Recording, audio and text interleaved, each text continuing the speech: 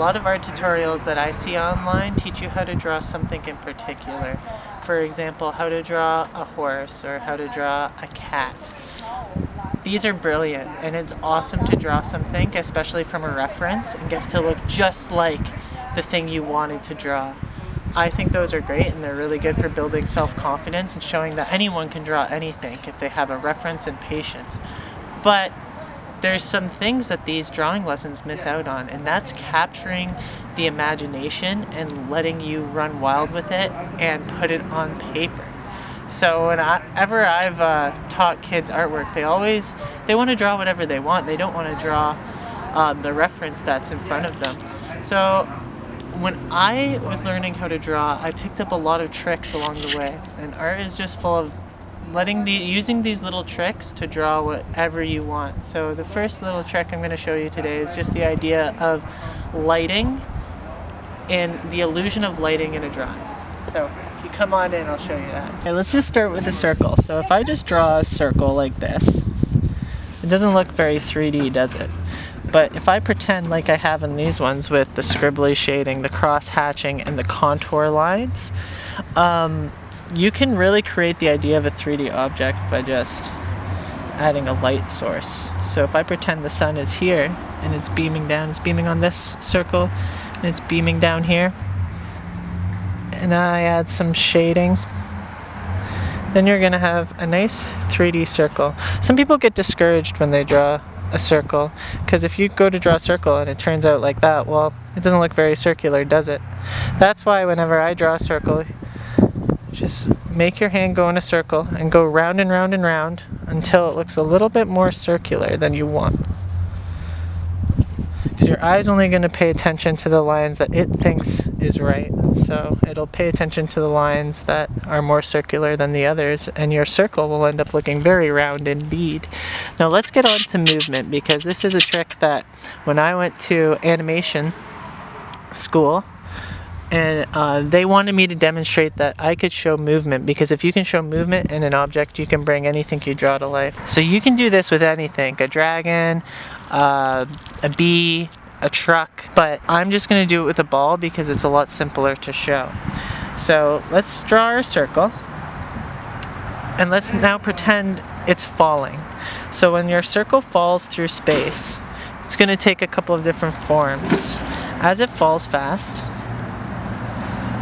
your circle might appear elongated, because when you look at a ball falling, it falls so fast that it actually looks like you're seeing it in multiple spots at once. So if you show it elongated and add some speed lines, it really looks like it's falling. Then if you continue, I like to draw these little dotted lines to show the ball's path. Continue on down. When it hits the ground, this bouncy ball is going to flatten on out. Now this is awesome. You can change the direction that your ball's thrown or your object's thrown. Kind of looks like a raindrop. You're right, it does kind of look like a raindrop. So maybe this ball was made out of water and it's falling down. And you know what? If it was really made out of water, I think instead of it turning into a ball, it might just go splash. So you can really get creative like this. I kind of wanted to challenge you guys to do this, but maybe, you know, it bounces when it hits the ground. Sploop! And then becomes a puddle. Or maybe your ball's made out of rock, and when it hits the ground, crack! It bursts open. And you can add texture to your rock too if you want. These little lines will make it look a little bit more rocky. There you go. So I'm going to tell you guys a little secret. When you look at art in this way and you focus on things like light and movement and what texture, what material your objects are made out of in your drawing, your mind's gonna automatically take into account physics and the properties of the thing that you're drawing, and it's really gonna enhance your artwork. So instead of just looking at maybe copying a photo, you're now looking at how heavy is my rock. If in my drawing I want it to get hit by a pickaxe, how tough is it? Will it crack? Will it burst into all different pieces? Or is it so strong that it'll just go clink and nothing will happen?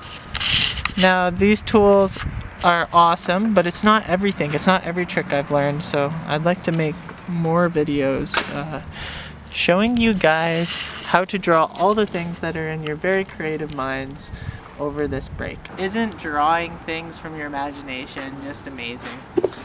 I sure think it is, and it's really fun too.